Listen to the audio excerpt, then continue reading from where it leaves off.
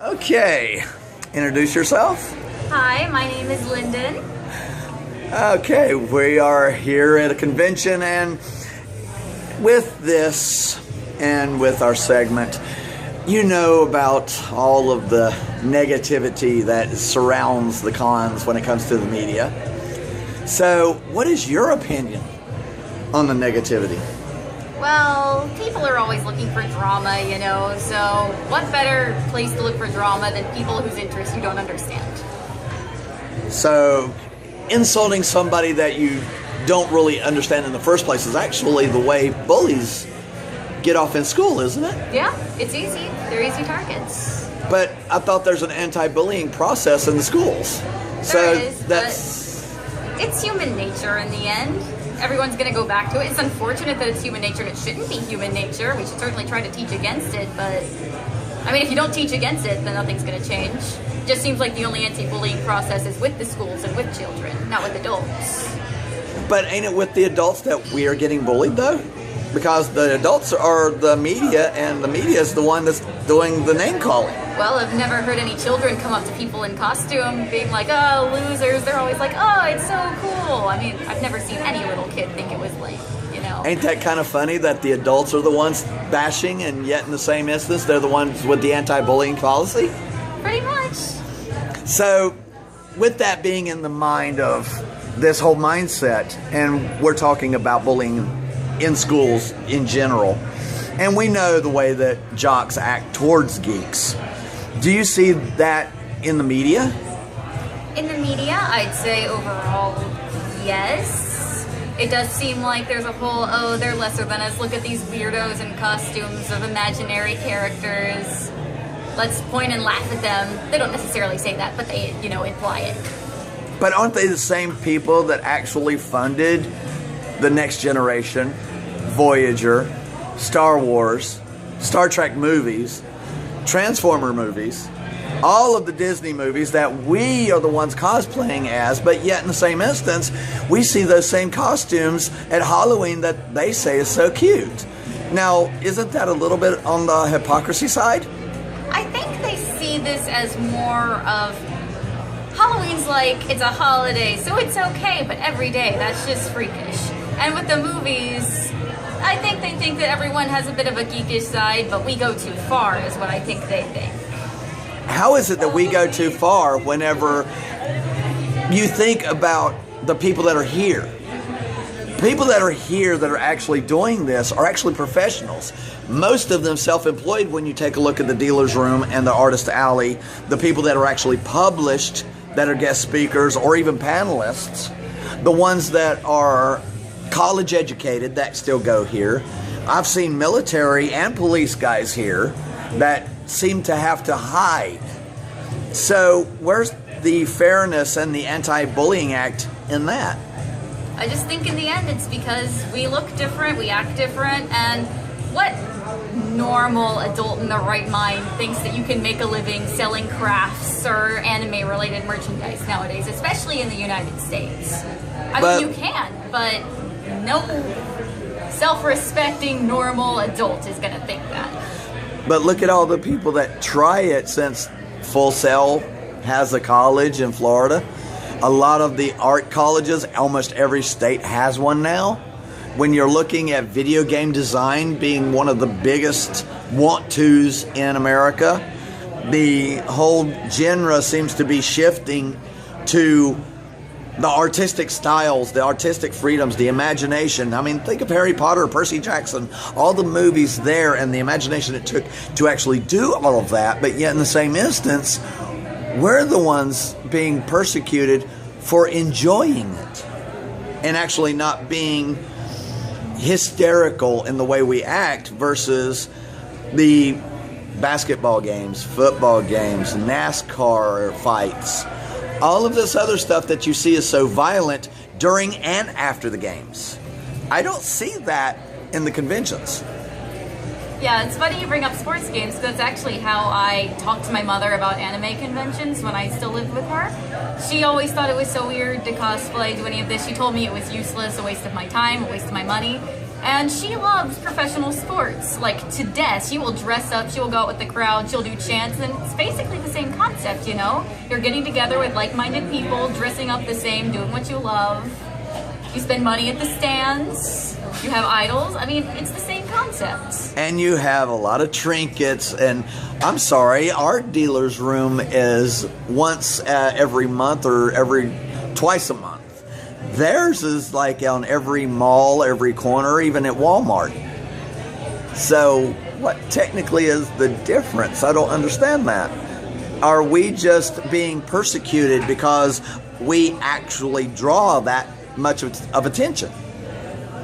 I don't necessarily think it's persecution per se. I mean, we do have some places that sell like the lowest common denominator of the stuff we like, but this is one of the few times we can actually get the true fan merch, if you could say.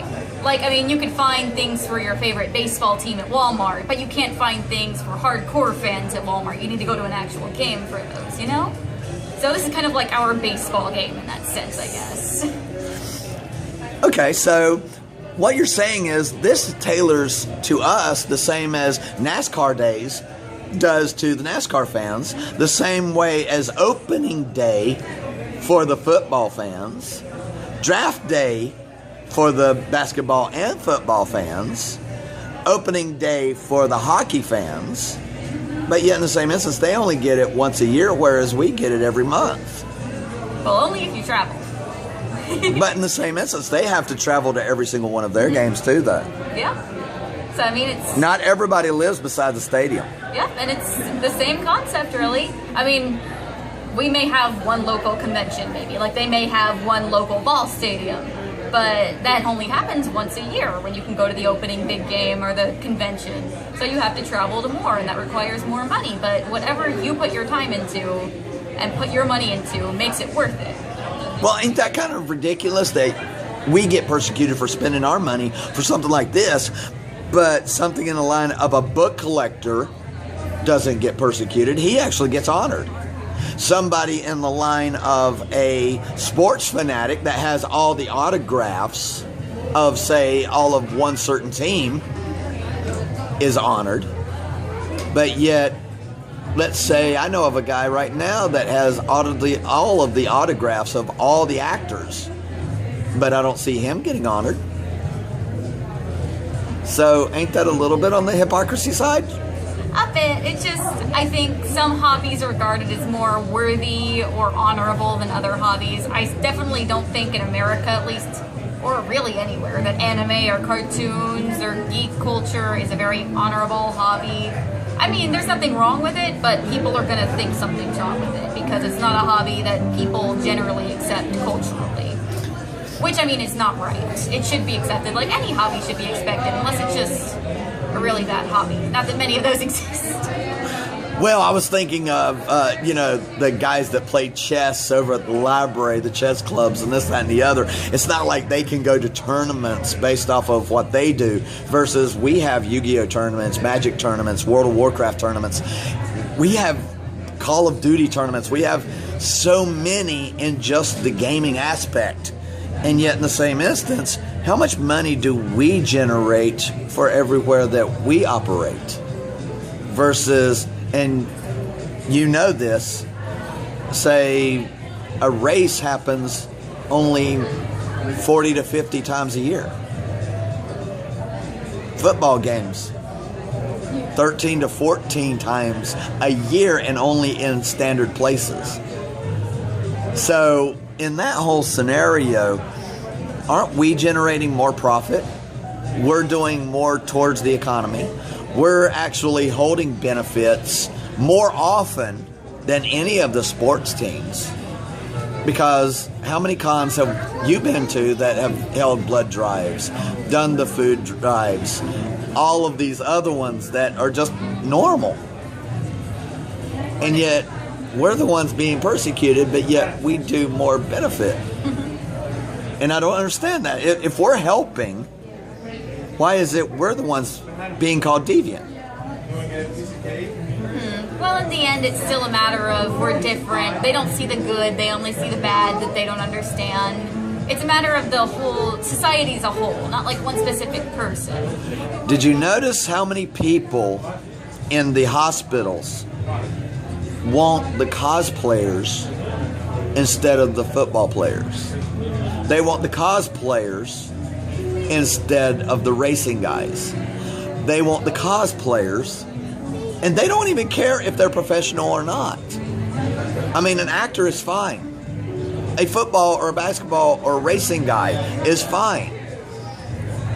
But it's too common to see a Spider-Man, Batman, Captain America, Thor, all these cosplayers going to the hospitals to help kids out on a normal basis versus all of the others. I think in a sense of that regard, people who have hobbies like NASCAR and baseball, their hobbies are generally accepted, so they're very active and confident about their hobbies. When in cosplay, if you're a cosplayer, you've probably been ragged on a few times and made fun of, so you're probably a lot more humble and still more kind in that regard, so you're going to want to do more things for people. I mean, I'm not saying that, NASCAR and baseball fans wouldn't do nice things for people. I'm sure some of them would, and most of them would, but I'd say cosplayers as a whole, overall, would 9 times out of 10 do something nice for someone like that.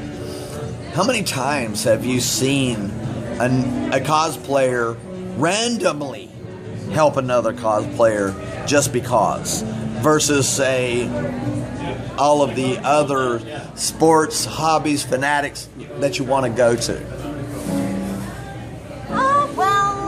Pretty much any time I've needed something as a cosplayer, as someone who likes Japanese fashion, for example, if I need help and I ask, if they are able to help me, they will. I've never known someone just scoff at me or think they're better than me for not liking the things they do or the way they do or how much they do, for example. Baseball fans, sports fans, basketball, football, whatever fans, anything fans, they'll all do nice things for each other too. But overall, I'd say there's definitely more of a camaraderie between us because we understand what it's like to not be in the norm as far as our hobbies go, so we stick together more, And I thought it was kind of funny that, when it comes to all the other sports, all the other major hobbies that are telegraphed and spent money on the whole 9 yards like that, when it comes to the famous people that are there, the famous guys, you notice how they don't put their money where their mouth is the way we do, because of the fact being like the 16-year-old that lost Christmas and the fundraiser got Christmas back for them within one con. Or the times that we've bonded together over somebody who lost a cosplay or an item or all of this other stuff. I've seen an entire con get together to find one lost trinket. And so I'm sitting here thinking to myself going, when does that ever happen in all the other ones? And have you known personally of a situation where that has happened? Something like that specifically, I'd say probably not. But it doesn't surprise me at all because I know cosplayers as a whole pretty much consider themselves all to be a family.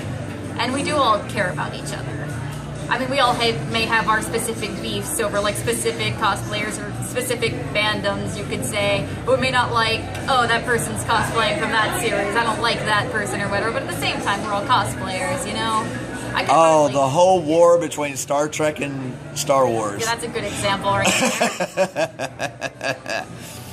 Okay, so in all of this, do you think that we will ever get to the point to where, just like with, say, slavery and all of the other type of degrading things of, say, females voting, the whole genre of equality being extended to us?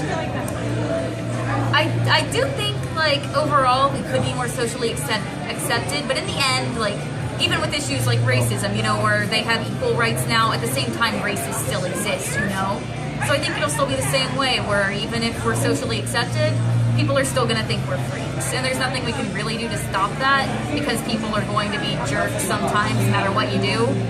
But, I mean, if we can get into the heads of the normal, level-headed people that, hey, we're normal people too, we just want to be accepted, it's a step forward either way, you know?